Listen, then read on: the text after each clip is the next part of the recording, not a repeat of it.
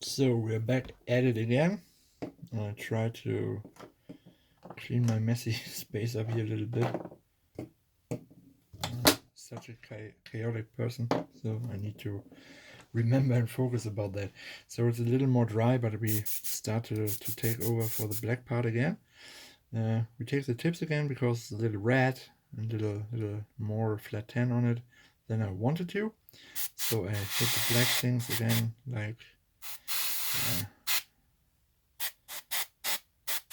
two-thirds of it, not the whole way. So you have a little way over. I think you can see it a little bit here.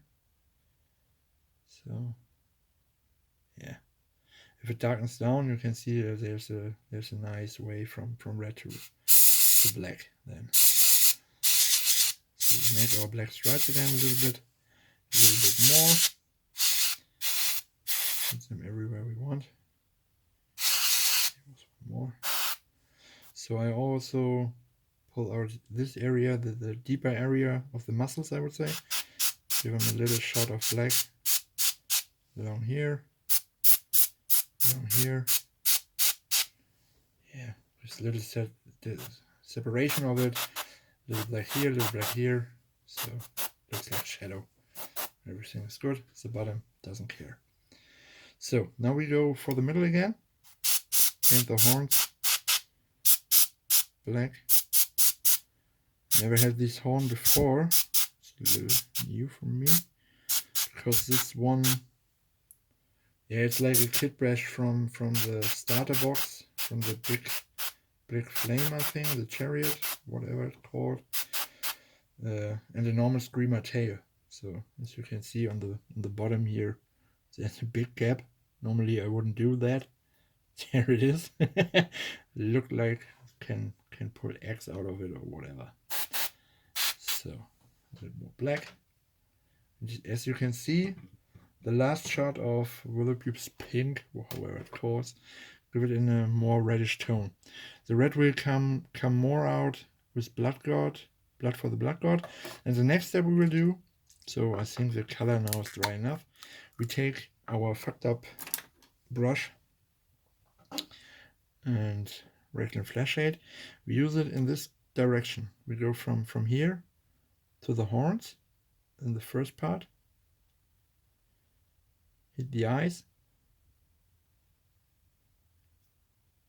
Pull the color down from here, from the body down to the horns. We can hit the whole body, or nearly the whole body.